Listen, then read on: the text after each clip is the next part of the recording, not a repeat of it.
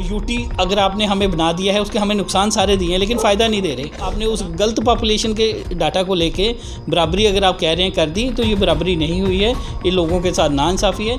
जब तक आप 2021 में एक पूरा इम्पार्शियल जब तक सेंसस नहीं करवाते, तब तक जो सीट्स डिस्ट्रीब्यूशन है वो गलत डाटे पे होंगी। जनता को चाहिए कि इसको रिजेक्ट करे और एकजुट हो जाए इस रिपोर्ट के खिलाफ। आपने देखा होगा कि हाल ही में वीडियो आया रविंदर रैना जी का, जिसमें वो कह रहे हैं कि हम रामबन को जोड़ रहे हैं। उसमें अगर आप सुने तो उसमें देवेंद्र राणा जी का नाम है, जो 8 महीने पहले तो बीजेपी में नहीं थे। पार्टी कैसे प्रेसिडेंट कैसे डिक्टेट कर सकता है जबकि वो ना एसोसिएट मेंबर है, दिखाई देता है। ये ऑडियो लीक होने से साफ प्रभाव दिखाई देता है। फिर जनता जो है सर्वोपरि है डेमोक्रेसी में। अगर जनता किसी चीज़ को एक्सेप्ट नहीं करती, तो आपने देखा किसानों ने अपने बिल भी वापस करवा लिए। तो ये डिलिमिटेशन कमीशन की जो रिपोर्ट है, इसको वापस कराना कोई इतनी बड़ी बात नहीं है। कश्मीरी पॉलिसी थी कि वो कहते थे 2.5 जिला जम्मू है, तो क्या उसी पे ये भी वर्क कर रहे हैं पुंछ राजौरी को अनंतनाग के साथ जोड़ के? ग्रेटर कश्मीर का जो कंसेप्ट एनसी का था या पीडीपी का था, उसी को ये पूरा कर रहे हैं अब, क्योंकि ये अपनी छवि जो एंटी मुस्लिम बनी है उसको सुधारने के लिए कश्मीर की पार्टियों के साथ अलाइन कर रहे हैं और नुकसान जो है जम्मू को पहुंचा रहे हैं। स्टेट का दर्जा देने की उनकी मंशा भी कोई क्लियर नहीं लग रही है। कश्मीर की चहेती पार्टियाँ हैं, उनके हिसाब से डिलिमिटेशन करवा के सत्ता में आना चाहते हैं कश्मीर की पार्टियों के साथ। स्टेट का दर्जा जब देने की बारी आएगी, शायद वो खुद भी सत्ता में ना रहे। जय मां डोगरी, मैं अक्षय सागर और आप देख रहे हैं रफ्तार जम्मू। चंद पलों की गुफ्तगू और सच से करवाएंगे रूबरू।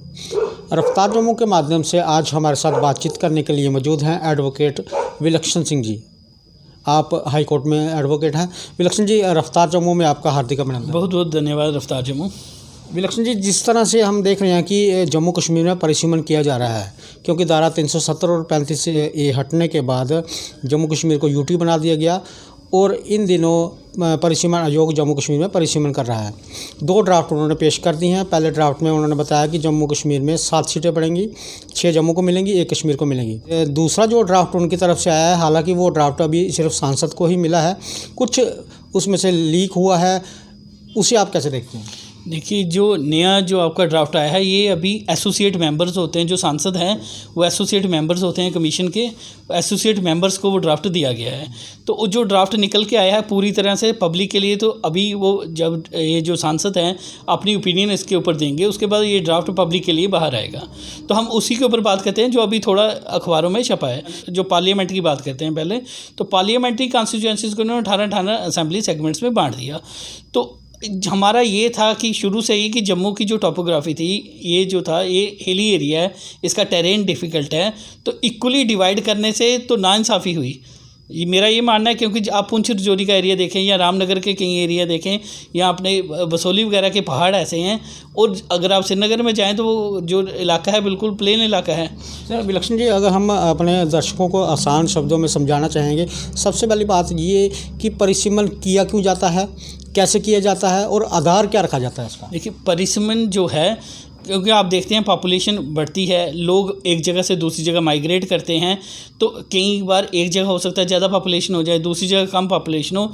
कोशिश ये की जाती है कि हर एक वोटर के वोट की वैल्यू जो है बराबर रहे, और साथ साथ में ये देखा जाता है कि जोग्राफिकली जो एरियाज़ हैं, जोग्राफिकली कम्पैक्ट एरियाज़ जो हैं कॉन्स्टिट्यूएंसीज बननी चाहिए। ऐसा ना हो कि आधा एरिया इधर एक साइड पे आ जाए, पहाड़ में आ जाए, आधा प्लेन आ जाए। तो जोग्राफ़ी भी देखी जाती है जब परिसीमन आयोग परिसीमन करता है।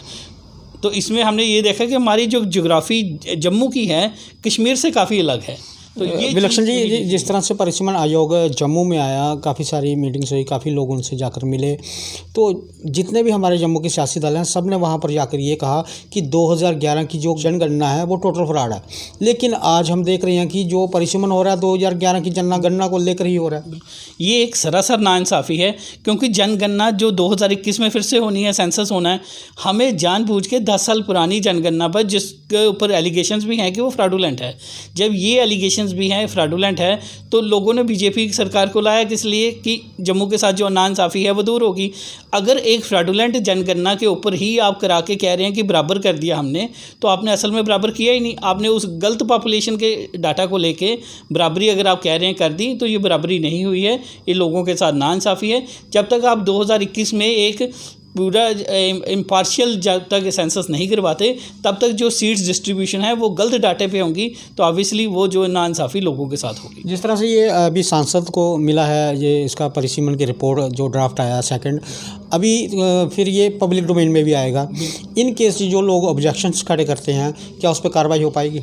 देखिए, नॉर्मल लॉ यही है कि जो लोग ऑब्जेक्शन करेंगे उनको ये कंसीडर करेंगे, लेकिन आपने देखा होगा कि हाल ही में वीडियो आया रविंदर रैना जी का, जिसमें वो कह रहे हैं कि हम रामबन को जोड़ रहे हैं, आप शक्ति प्रसाद जी को कह रहे हैं। बात कर रहे हैं कि हमने भी रविंदर रैना जी से बात की थी इसी सवाल पर जाकर, उनका एक ऑडियो रिलीज़ हुआ है, उससे जो परिसीमन आयोग है उस पर भी सवालिया निशान लग चुके हैं। रविंदर रैना जी का कहना है जी ये वीडियो 8 महीने पुराना है, लेकिन आज जिस शख्स ने वो वीडियो वायरल किया था वो आज सामने आया, उसने बताया कि 27 दिसंबर 2021 का ये वीडियो है। इसे कैसे? देखिए, उसमें अगर आप सुने तो उसमें देवेंद्र राणा जी का नाम है, जो 8 महीने पहले तो बीजेपी में नहीं थे, तो 8 महीने पहले का है। इससे ये तो जो है डाउटफुल है ये स्टेटमेंट ही।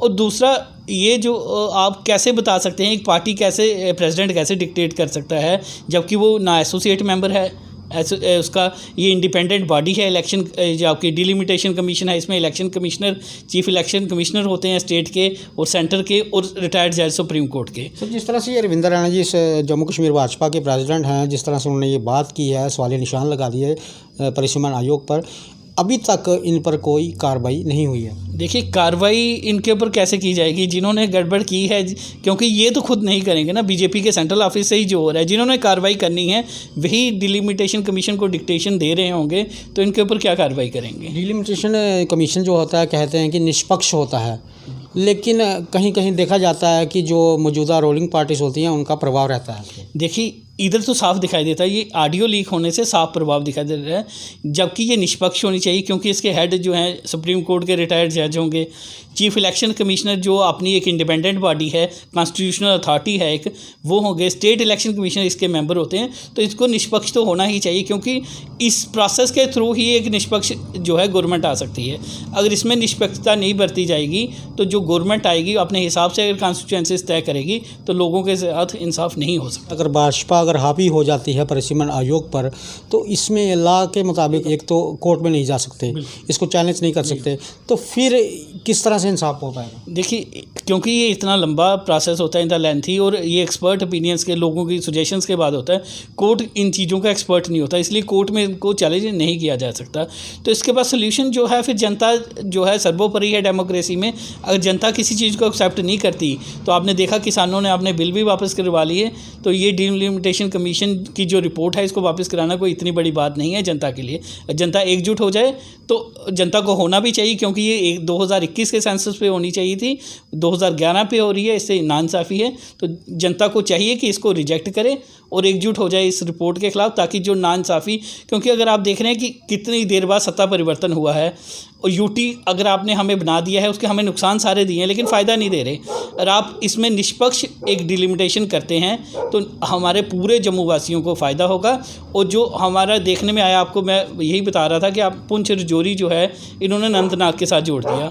जियोग्राफिकली भी पुंछ रजौरी जो अनंतनाग के साथ नहीं बैठता। और दूसरा जो कश्मीरी पॉलिसी थी कि वो कहते थे 2.5 ज़िला जम्मू है, तो क्या उसी पे ये भी वर्क कर रहे हैं? पुंछ रजौरी को अनंतनाग के साथ जोड़ के ग्रेटर कश्मीर का जो कंसेप्ट एनसी का था या पीडीपी का था उसी को ये पूरा कर रहे हैं, क्योंकि पुंछ रजौरी जम्मू का रीजन है, वो जम्मू के साथ चला है हमेशा, तो उसको अब अनंतनाग के साथ जोड़ना कहीं ना कहीं ये दर्शाता है कि ये वही कश्मीरी पार्टीज़ की सोच के साथ ही चल रहे हैं। विलक्षण जी, आपको क्या लगता है, जैसे कहा जाता है ना कि हाथी के दांत दिखाने की और खाने की कुछ और, ये जो जम्मू की सियासी पार्टियां सारे एक ही थाली के चट्टे बटे हैं? देखिए, जो सत्ता में बैठे हैं बीजेपी, आज गवर्नमेंट जो चल रही है यूटी में वो बीजेपी की है, क्योंकि जो एडमिनिस्ट्रेटर है प्रेसिडेंट का होता है और प्रेसिडेंट वही करता है जो कौंसिल ऑफ मिनिस्टर कहती है, और कौंसिल ऑफ मिनिस्टर दिल्ली में बीजेपी की है।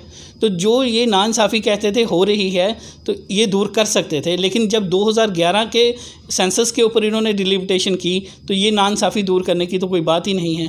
अब ये अपनी छवि जो एंटी मुस्लिम बनी है उसको सुधारने के लिए कश्मीर की पार्टियों के साथ अलाइन कर रहे हैं और नुकसान जो है जम्मू को पहुंचा रहे हैं। आपने ये देख लिया कि जैसे नौकरियां भी थोड़ी देर पहले जो एडवर्टीज़मेंट थी वो भी ख़त्म कर दी, तो इसका नुकसान जो है वो जम्मू के लोगों को ज़्यादा होगा।